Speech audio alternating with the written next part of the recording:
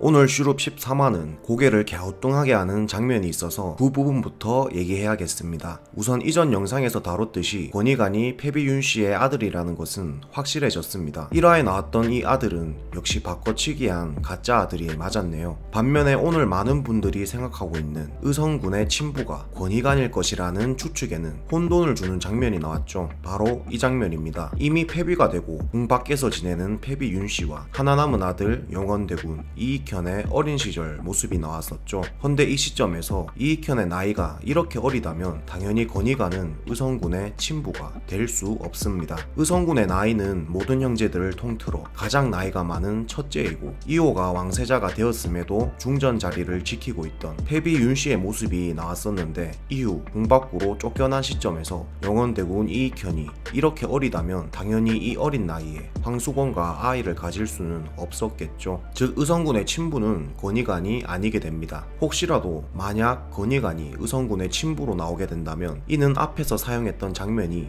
연출적 실수가 되어버립니다. 부디 연출 실수가 아니길 바라면서 그렇다면 의성군의 진짜 친부는 누구일까요? 이렇게 되면 죽어버린 태인세자 동생의 핏줄이거나 혹은 애초에 황수건은 임신을 한 적이 없으며 임신한 척을 하였고 궁 밖에서 갓 태어난 아기를 몰래 들였을 수도 있겠습니다. 이는 중전보다 먼저 아이를 가지기 위한 황씨 집안의 욕심이었겠죠. 슈룹 인물 소개에 보면 의성군은 자신에게 흐르는 피가 고결하다고 생각한다 라고 나와 있습니다. 왜 굳이 인물 소개에 자신의 피가 고결하다 생각한다는 문구를 넣어놨을까요? 그리고 슈룹이 방영되면서 처음부터 지금까지 의성군은 자신의 피가 고결하며 백성들의 피는 천하다 했으며 출신 성분을 매우 따지는 연출을 보여줬었는데요. 내 소린 안 들려도 네 새끼 휘두르는 주먹은 보이거든. 저것들한테. 저것들이 아니라 궁인들입니다.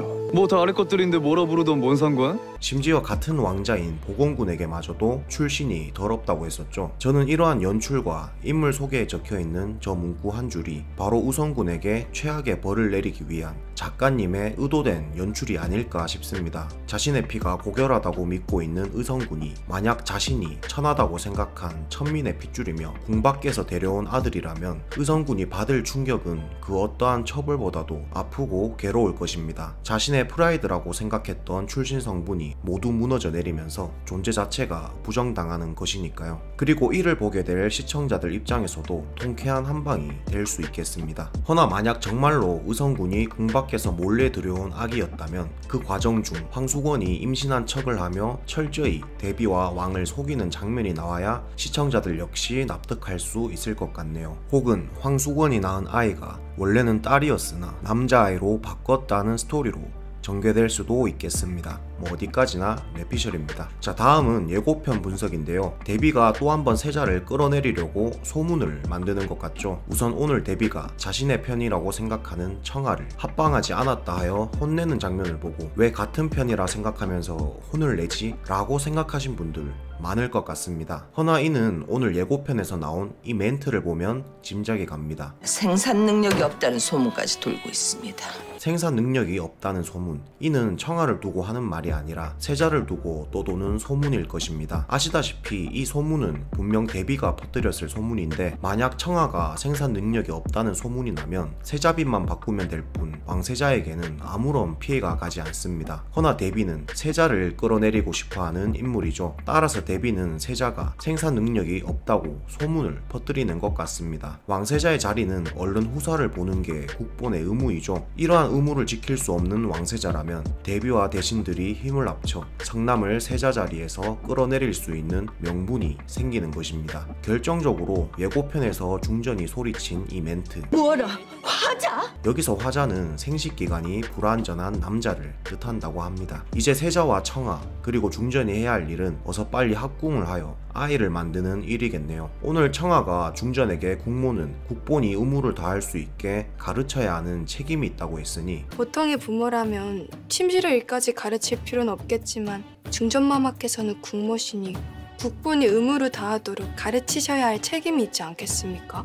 중전이 특별한 대책을 마련할 것으로 보입니다. 그리고 그 대책은 잘 맞아떨어져 만월이 차오르는 밤 드디어 합궁을 하는 것으로 보이네요. 부디 이 과정에서는 대비의 방해가 없었으면 좋겠습니다. 얼마 안 남은 슈룹, 성남과 청하의 행복한 모습도 좀 보고 싶네요. 자, 다음 예고편 복선으로는 호조 판서 박경우가 어떠한 낡은 문서를 들여다보는 장면이 있었죠. 이는 이전 태인세자의 죽음과 관련된 문서가 아닐까 싶습니다. 예고편에서 왕은 이런 말을 했습니다. 대인세자의 죽음을 들추는 것은 허락할 수 없습니다. 중전이 태인세자와 관련된 죽음을 들추지 못하게 하는 것은 자신의 어머니 대비가 연관되어 있음을 이미 알고 있고 자신 역시 이 사실을 인지하고 있었음에도 묵인한 찔리는 과거가 있기 때문이겠죠. 그리고 예고편에서 박경우는 중전에게 이런 말을 합니다. 감당하실 수 없는 인물과 사건이 관련돼 있습니다. 감당할 수 없는 인물. 중전이 감당할 수 없는 인물 하면 다들 대비를 떠올리시겠지만 저는 왠지 왕 이호가 떠오르네요. 과거 20년 전 박경우는 이호가 왕세자가 되는 것을 반대하여 궁을 떠난 인물이죠. 만약 박경우가 가진 이 문서가 이호와 태인세자의 죽음과 관련된 글이라면 그가 왜 20년 전 이호를 반대했고 궁을 떠났는지가 다음 스토리로 전개될 수 있겠습니다. 뭐 그래도 이호가 대의를 위해서 눈 감은 것이지 정말 악랄한 사람일 거라고는 생각되지 않네요. 어찌됐든 훌륭한 대군들과 세자의 아버지니까요.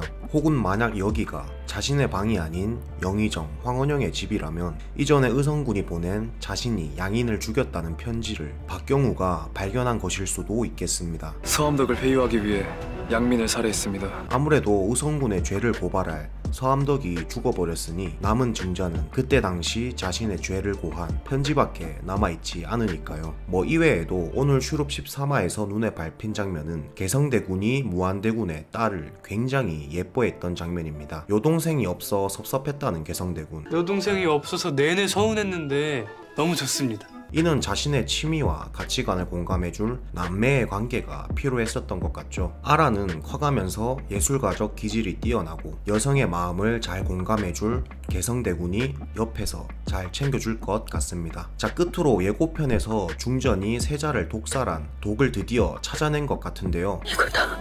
세자를 죽인 독.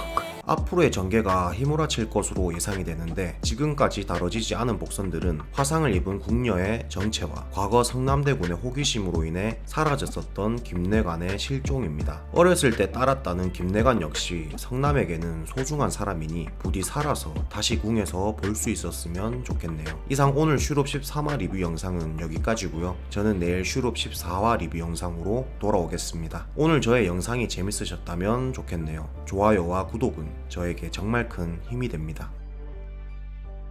다음에 또 이렇게 예쁜 일출을 보게 되면 분명 제 생각이 나시겠지요?